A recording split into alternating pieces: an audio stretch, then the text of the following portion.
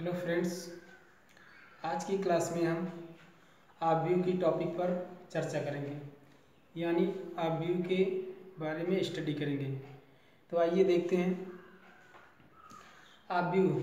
ध्यान से देखिए, यहाँ पर आव्यूह की परिभाषा, आव्यूह का निरूपण, आव्यूह का क्रम अथवा कोटि, आव्यूह के अवयव, आव्यूह के प्रकार। तो सबसे पहले हम यहाँ पर 4 पॉइंट पढ़ेंगे। वो भी कौन कौन से?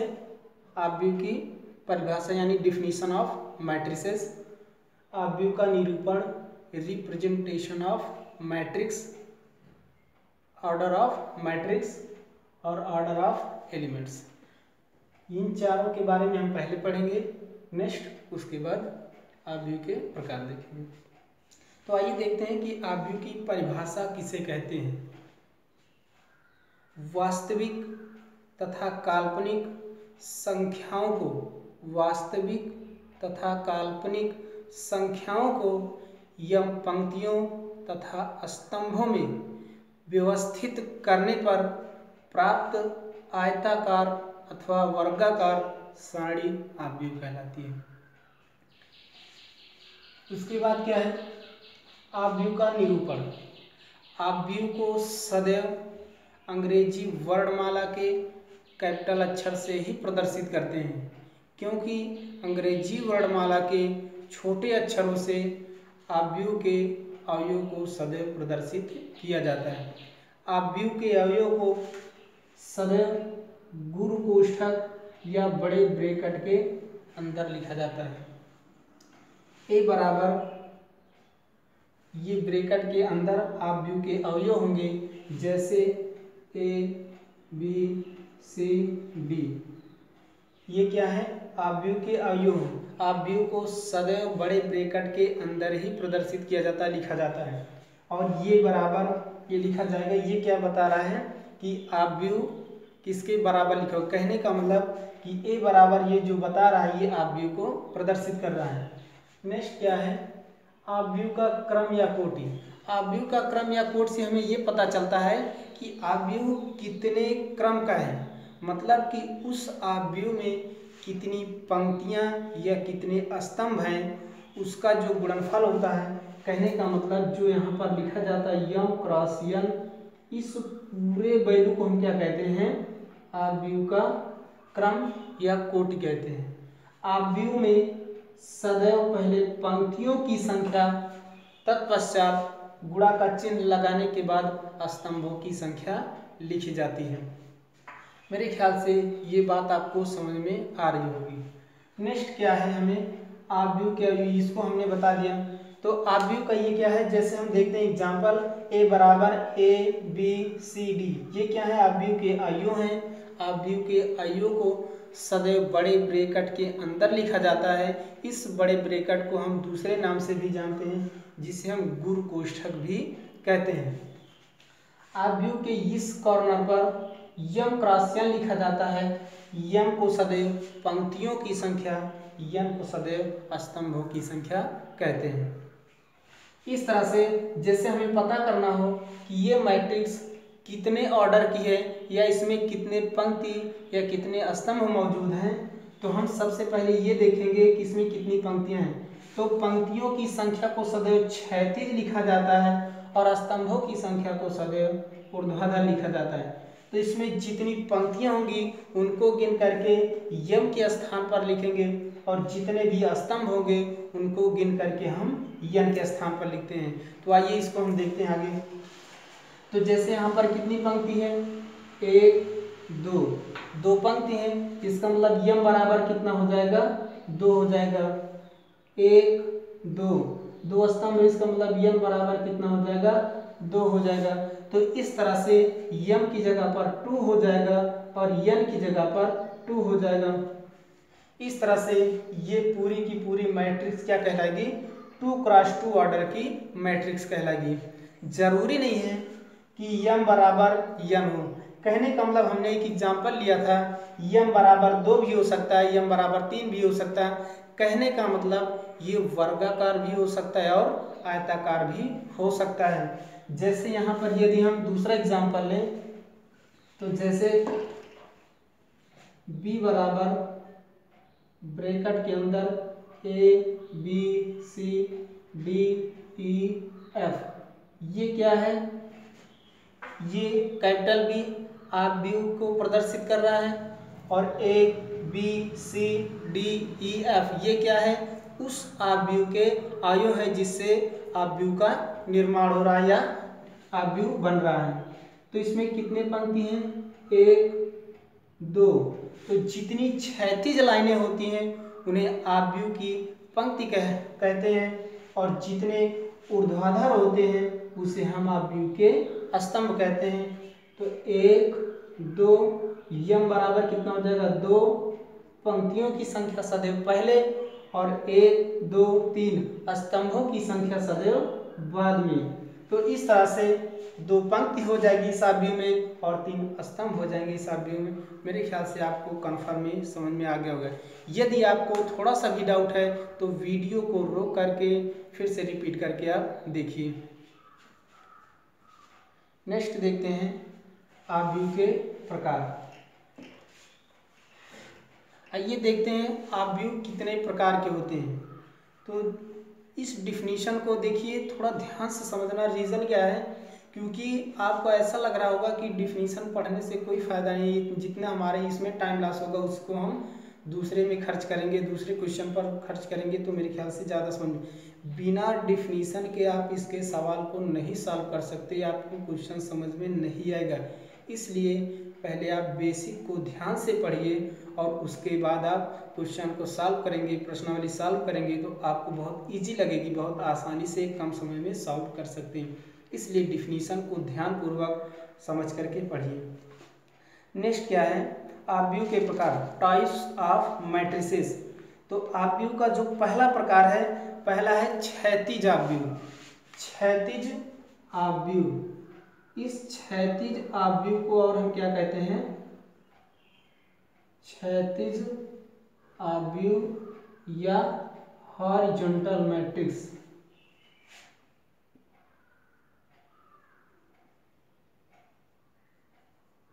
Horizontal matrix.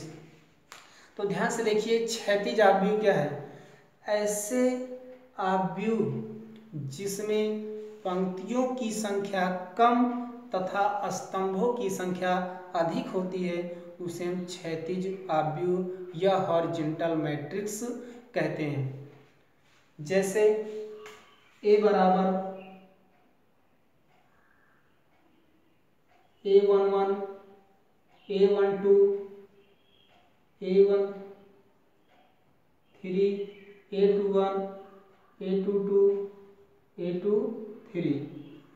तो इसमें ध्यान से देखिए कितनी पंक्ति हैं, एक पंक्ति और ये दूसरी पंक्ति।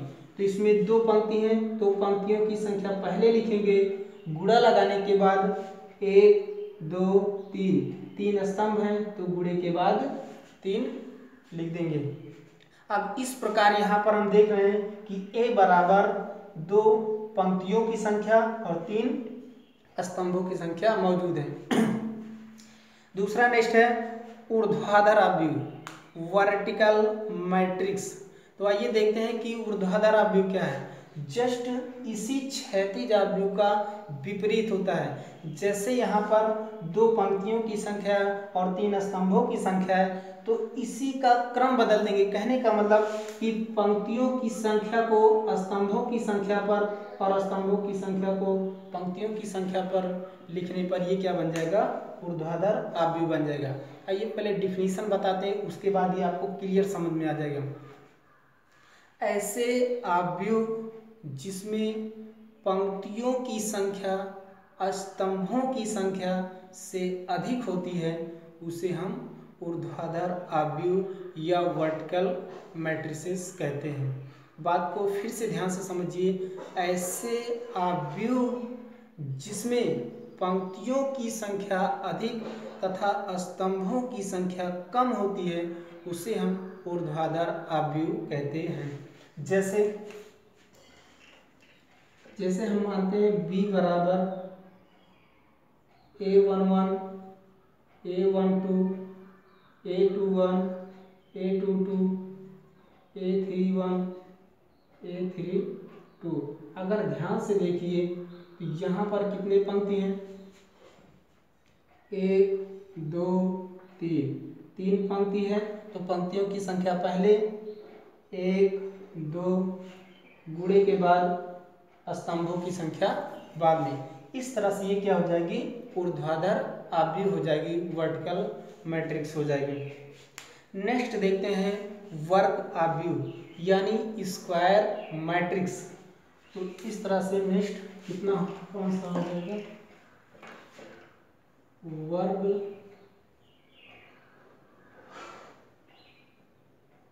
आव्यूह।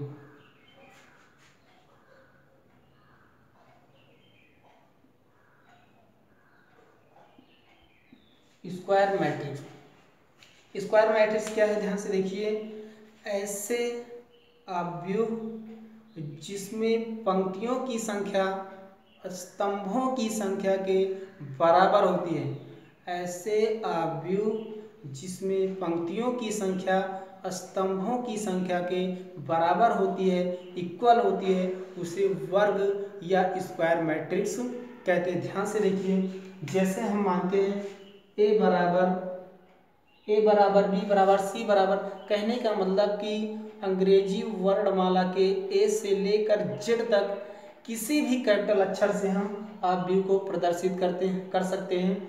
जरूरी नहीं है कि हम ए लिखें, बी लिखें, हम सी भी लिख सकते हैं, डी भी लिख सकते हैं, एक्स वाई जेड भी लिख सकते हैं, लेकिन ध्यान रहे कि कैपिटल अक्षर ही लिखेंगे आव्यूह को प्रदर्शित करने के लिए, क्योंकि स्मॉल अक्षर से हम आव्यूह के एलिमेंट्स को, आव्यूह को प्रदर्शित करते हैं।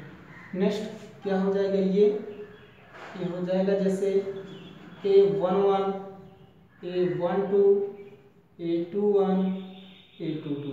ध्यान से देखिए, तो जितनी इसमें पंक्तियों की संख्या दिख रही है आपको, 1 2 2 पंक्तियों की संख्या है, उसी प्रकार 1 2 2 स्तंभों की संख्या। तो जितनी पंक्तियों की संख्या होगी उतनी स्तंभों की संख्या होगी। कहने का मतलब पंक्तियों की संख्या इक्वल स्तंभों की संख्या स्क्वायर मैट्रिक्स कहलाएगी। मेरे ख्याल से बात आपको कन्फर्म समझ में आ गई होगी। नेक्स्ट आगे देखते हैं। हाँ, एक बात और, ये ज़रूरी नहीं कि 2x2 की हो, ये 3x3 की भी लिख सकते हैं, 4x4 की भी लिख सकते हैं और 5x5 की भी लिख सकते हैं। कहने का मतलब पंक्तियों की संख्या स्तंभों की संख्या के बराबर होनी चाहिए, वो किसी भी क्रॉस किसी की भी लिखी जा सकती है। कहने का मतलब 2x2, 3x3, 4x4 की भी लिखी जा सकती है। नेक्स्ट चलते हैं। एक बात और यहाँ पर हम बता दें आपको, यहाँ पर नोट करके लिख लीजिएगा, आप लोग वीडियो को रोक करके नोट कर लीजिएगा कि कभी भी यदि आपसे विकर्ण पूछता है तो विकर्ण सदैव स्क्वायर मैट्रिक्स में ही मिलती है या स्क्वायर मैट्रिक्स में ही पाई जाती है, क्योंकि जो विकर्ण होता है वो किसी भी स्क्वायर मैट्रिक्स में दो ही विकर्ण होते हैं। एक को हम बोलते हैं मुख्य विकर्ण, दूसरे को हम अन्य विकर्ण बोलते हैं या दूसरा विकर्ण भी कह सकते हैं। देखिए विकर्ण कैसे होते हैं, जैसे ए बराबर लिखा गया है 1 1 2 3 4, ये लिखा गया है। या दूसरा हम लिख लें, जैसे मानते हैं कि बी बराबर लिखा गया है 1 2 3 4 5 6 7 8 9, ये क्या है, स्क्वायर मैट्रिक्स है। ये 2x2 की स्क्वायर मैट्रिक्स है और ये 3x3 की स्क्वायर मैट्रिक्स है। अगर ध्यान से देखिए तो ये जो विकर्ण होता है इस कोने से स्टार्ट करेंगे और लास्ट के इस कोने तक। कहने का मतलब जो इस तरह से बनेगा, इधर पहले इस तरह से बनेगा, इसको हम मुख्य विकर्ण के नाम से जानते हैं। उसी तरह से इसमें भी हम देख सकते हैं, ये क्या है, मुख्य विकर्ण है। तो जो इस तरीके से होगा इसे प्रथम विकर्ण, मुख्य रूप से इसे मुख्य विकर्ण कहते हैं। ये क्या है, मुख्य विकर्ण है। और एक दूसरा बनता है जिसको हम इस तरह से बना करके दिखा सकते हैं आपको। ये क्या है, इसे हम अन्य विकर्ण कहते हैं। अन्य विकर्ण। इसी तरह से इसमें भी हम आपको दिखा सकते हैं, ये क्या है, अन्य विकर्ण। तो एक बात ध्यान दीजिएगा यहाँ पर कि जो हम यहाँ पर विकर्ण की बात करेंगे वो सदैव मुख्य विकर्ण की ही बात करेंगे, ना कि अन्य विकर्ण की। तो जितनी डिफिनीशन पढ़ेंगे, जितनी परिभाषा पढ़ेंगे, जितने सवाल लगाएंगे, वो सब के सब क्या होंगे, मुख्य विकर्ण की ही बात करेंगे। यदि हम बात करेंगे विकर्ण के बारे में, वो मुख्य विकर्ण ही होगा, ना कि अन्य विकर्ण होगा। इस बात को ध्यान दीजिएगा। नेक्स्ट देखते हैं, अगला है हमारा पंक्ति आव्यूह अथवा पंक्ति सदिश। तो ध्यान दीजिए यहाँ पर पंक्ति आव्यूह या पंक्ति सदिश होता क्या है। कहने का मतलब कि कॉलम मैट्रिक्स क्या है, ऐसे आव्यूह जिसमें सिर्फ और सिर्फ एक पंक्ति होती है उसे हम कॉलम मैट्रिक्स या पंक्ति आव्यूह या पंक्ति सदिश कहते हैं। मेरे ख्याल से बात क्लियर समझ में आ गई होगी। इसी तरह से हम एग्जांपल देकर के आपको बताते हैं। जैसे हम ले लेते हैं D बराबर ABC, ये क्या हमारी पंक्ति सदिश है। इसी तरह से हम दूसरा भी लिख सकते हैं, जैसे हम मानते हैं कि D बराबर, सॉरी ये गलत हो गया, ये नहीं, ये हो जाएगा ABC, सॉरी वो ये है हमारा पंक्ति सदिश। और ये जो हमने पहले लिखा था, कहने का मतलब इस तरह से ABC, ये क्या है हमारा, ये है स्तंभ सदिश और ये क्या है, पंक्ति सदिश। पंक्ति सदिश में सिर्फ और सिर्फ एक ही पंक्ति होती है और स्तंभ सदिश में एक ही स्तंभ होते हैं। इसको यदि हम ऑर्डर के रूप में लिखना चाहें या कोट के रूप में लिखना चाहें तो इसको हम क्या लिख सकते हैं, 1 into 3, क्योंकि ध्यान से देखिए एक ही पंक्ति है और 1 2 3 स्तंभ है। इसी तरह से इसको हम क्या लिख सकते हैं, 1 2 3, इसमें कितनी है, 3 पंक्तियां हैं, तो पंक्तियों की संख्या पहले और एक स्तंभ है तो स्तंभों की संख्या बाद में। तो इस तरह से ये पंक्ति सदिश होगी और ये स्तंभ सदिश होगी। नेक्स्ट देखते हैं हम शून्य अथवा रिक्त सदिश। तो शून्य या रिक्त सदिश क्या है, ध्यान दीजिएगा, शून्य या रिक्त सदिश। तो कहने का मतलब कि ऐसे आव्यूह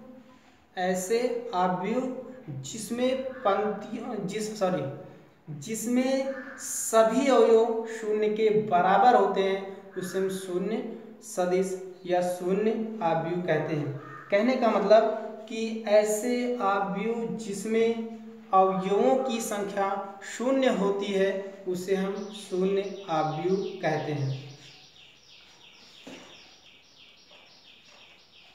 जैसे A बराबर 0 0 0 0 0 0, इस तरह से भी हो सकता है। तो ये क्या है, हमारा शून्य सदिश है। सॉरी गाइड्स, कहीं कहीं हो सकता है बोलने में थोड़ी गलतियां हो जाए, तो उसको आप थोड़ा सा समझ लीजिएगा क्योंकि बाय चांस गलती हो सकती है। नेक्स्ट क्या है हमारा, इकाई अथवा तत्समक, यूनिट और आइडेंटिटी मैट्रिक्स। यहाँ पर इकाई सदिश, ध्यान दीजिएगा शब्दों पर। तो ऐसे आव्यूह जिनमें मुख्य विकर्ण के सभी अवयव, ऐसे आव्यूह जिसमें मुख्य विकर्ण के सभी अवयव एक तथा शेष सभी अवयव शून्य के बराबर होते हैं उसे हम इकाई या तत्समक आव्यूह कहते हैं।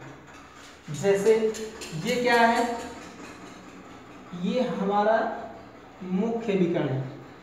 हमने आपको पहले भी बताया था कि जब भी हम डिफिनीशन में या सवाल में बात करेंगे विकर्ण के बारे में तो वो सदैव मुख्य विकर्ण की बात करेंगे, ना कि हम अदर विकर्ण की बात करेंगे। तो हमने ये कहा कि मुख्य विकर्ण के सभी अवयव शून्य के एक के बराबर हों, तो ये भी एक होगा, ये भी एक होगा, ये भी एक होगा, शेष सभी अवयव शून्य के बराबर होंगे। इस तरह से ये क्या होगी, इकाई या तत्समक या आइडेंटिटी मैट्रिक्स होगी। इसी तरह से नेक्स्ट हमारा है विकर्ण आव्यूह। विकर्ण आव्यूह क्या है, ऐसे आव्यूह जिसमें मुख्य विकर्ण के सभी अवयव, ऐसे आव्यूह जिसमें मुख्य विकर्ण के सभी अवयव अशून्य, कहने का मतलब शून्य न हो, शेष सभी अवयव शून्य के बराबर हों, उसे हम विकर्ण आव्यूह कहते हैं। जैसे इसी में क्या है, ये 1 1 है, शून्य नहीं है, लेकिन विकर्ण आव्यूह में क्या होगा, ये जरूरी नहीं कि एक एक हो, ये 1 है, ये 2 हो सकता है, ये 3 हो सकता है। कहने का मतलब शून्य नहीं होना चाहिए विकर्ण के अवयव, बाकी कुछ भी हो, तो 1 2 3 इस तरह से ये क्या हो गए, मुख्य विकर्ण के अवयव अशून्य हो गए। कहने का मतलब शून्य नहीं है, शेष सभी अवयव क्या हैं, शून्य है। इस तरह से ये क्या होगा, विकर्ण आव्यूह होगा, डायगोनल मैट्रिक्स होगा। मेरे ख्याल से आपको ये बात समझ में आ गई होगी। नेक्स्ट हम देखते हैं अदिश आव्यूह, स्केलर मैट्रिक्स। तो अदिश आव्यूह के बारे में पढ़ेंगे। ऐसे आव्यूह जिसमें मुख्य विकर्ण के सभी अवयव इक्वल हो, बराबर हो, एक दूसरे के बराबर हो। कहने का मतलब जैसे यहाँ पर ये लिखा गया है मुख्य विकर्ण है, तो जितना ये पहला होगा वही दूसरा होगा, वही तीसरा होगा। यदि ये -2 है तो ये भी -2 होगा, ये भी -2 होगा। स्केलर मैट्रिक्स या अदिश आव्यूह में मुख्य विकर्ण के सभी अवयव चिन्ह सहित इक्वल होंगे, बराबर होंगे, तभी वो अदिश आव्यूह होंगे, अन्यथा अदिश आव्यूह नहीं होंगे। जैसे यहाँ पर -2 हमने बताया, ये -2 है, ये भी -2 होगा, ये प्लस में है, ये भी प्लस में होगा, ये भी प्लस में होगा।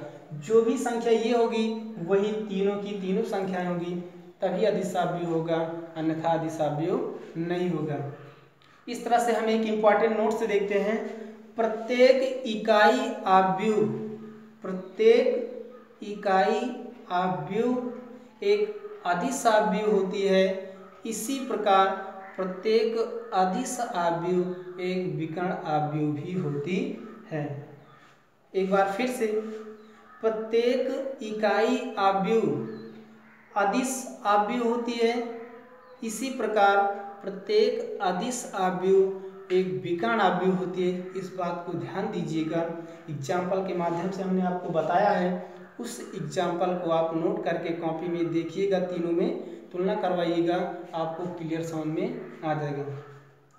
यदि आपको ये वीडियो पसंद आ रही है, किसी तरीके से आप वीडियो को समझ पा रहे हैं, तो हमारे इस वीडियो को लाइक कीजिए और अपने दोस्तों को शेयर कीजिए, जिससे आपके साथ साथ आपके दोस्तों को भी इस वीडियो के माध्यम से स्टडी करने का मौका मिले, पढ़ने का मौका मिले।